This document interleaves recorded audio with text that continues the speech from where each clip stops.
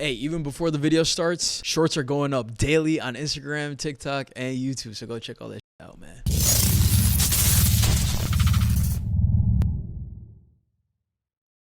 What's up, guys? Welcome back to another video on the channel, man. So this is probably gonna be a Reddit day. I'm probably gonna be going on UFC Reddit and seeing what they're talking about on there. But before we do that, did Islam actually take those IVs? So for those of you guys who don't know, let me fill you in super quick. Dan Hooker let off like a series of tweets like a few days ago, basically saying that Islam took an IV from a nurse in Australia because his cut was super bad and he needed the IV to basically rehydrate. Now, according to UFC rules, you can't do that shit. Because before, apparently, using those IVs, people were injecting themselves with like steroids and like a bunch of other stuff, who knows. So I've seen some mixed reporting on this, which is why it makes this so confusing. I've seen some people say that the UFC banned it completely and you can't even prick yourself with the IV. I've seen other sources say that there's only a limitation in terms of you could only get like 100 milligrams or like 50 milligrams or something like that. Basically, you can't take too much of it where it completely hydrates you, but if you absolutely need it, they could put you on it. So that makes this thing completely confusing.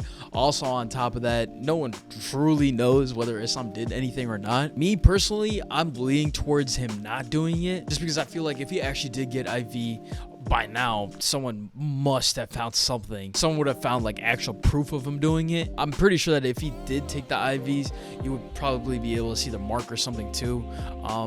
I guess a needle, you don't really see shit, so that's kind of stupid. But yeah, dude, I don't know. I like, everyone's going at it. Everyone has their own opinion about it. I think this is one of those things we're just gonna have to wait and see what happens, man. But yeah, with that, let's hop onto Reddit, see what they talk about. Oh yeah, so off rip, we're talking about Islam. So it looks like they're actually investigating it currently. Islam will take 2 years suspension. The title will be stripped. Not compete, dude. Oliver Dariush will fight for the title, also, I mean, it's one of those things where per sources, like, I don't know who the fucking sources are, this whole thing is such a mess that until they come up with solid proof of whether he did it, I think I'm gonna just go with he didn't do it. I think everything stays the same, and if they find something, then obviously they can go through all these steps, but until that actually happens, until there's solid proof, it's one of those things where, I mean, you're innocent until proven guilty, so just running with that shit, man. Okay, so I agree in part with what Will Harris said. Definitely, like, the disrespected accused, won the decision, all that shit, yeah, for sure. But he definitely doesn't deserve that #1 pound for pound. We clearly saw that if Volk had a few more inches on him, had a bit more weight on him, I 100% think Volk wins. So pound for pound, Volk's got to be #1. Like, even though Islam won the actual fight, people just saw how good Volk truly was. Even going into it, no one really thought that Islam would lose at all. He was like the heavy favorite. And for Volk to almost beat him or even make it controversial, I think you have to give the #1 pound for pound to Volk, have them go for a rematch again.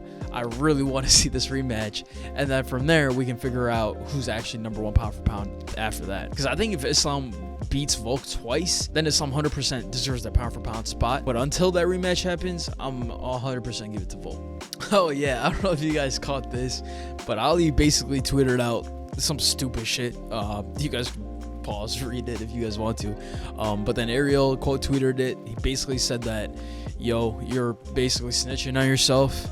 You can't take 2 to 3 liters. It is like 100 milliliters per 12 hours, and there's some other stuff along with that, bro. Ali's just a fucking idiot, bro. I don't know why he tweets so much. I don't know why he tweets so much on behalf of his fighters, especially because there's literally no other manager out there that does this shit. But also, that being said, the fighters that he does represent, they all love him. So I'm sure he's a great guy. I'm sure he's super cool, all that stuff. But bro, put the phone down, man. Put that shit down. Hey, I didn't see this, but yeah, this is very wholesome.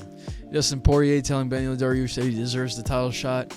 That's dope. And yeah, for me personally, I honestly want to see Beneil versus Charles Oliveira, and whoever wins that, that's 100% title shot. Ooh, so I did see that this matchup did get announced. This is gonna be an amazing fight. Like, they're both super long, both super tall.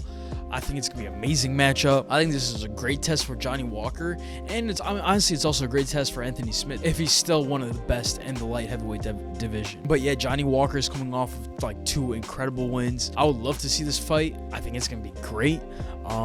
Yeah, man, super looking forward to this. Ooh, also, I don't know if you guys caught this, but Alex Pereira is looking like a fucking beast.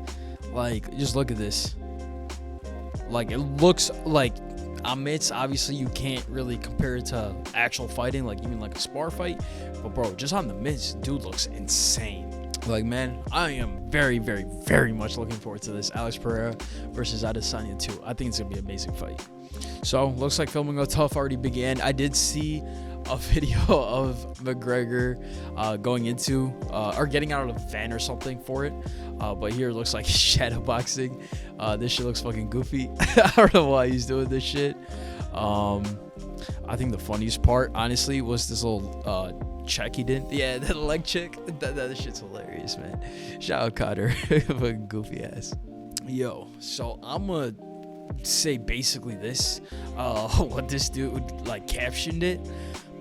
But if Suragan isn't actually training like seriously for John Jones, this dude is about to die. Like, bro, he just said that he has barely trained since the Tuivasa fight, and now he's back at it. But bro, dude's got to turn it up to a different level. Like, he is fighting John Jones at heavyweight.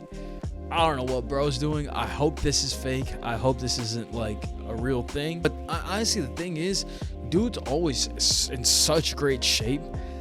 I don't know how true this is. I feel like if he came into a fight looking like Derek Lewis like every single time, then I would probably take this shit a lot more seriously. But just by looking at the way he looks, the way he fights, how light he is on his feet, there is no way dude doesn't train at all and just trains like a few weeks out. Like, there's no shot. I'm sure something did get lost in translation. With that being said, March 4th, March 5th, whenever that fight is, John Jones Suragan, amazing fight. That's the fight that I'm really, really looking forward to, man. But all right, guys, just hopped on UFC Reddit, just went through a couple posts. So that is pretty much it for this video. As always, be sure to check out all the links in the description. At least it's something I'm working on, man. And like I said at the start of the video, check out all the social media, daily shorts going up.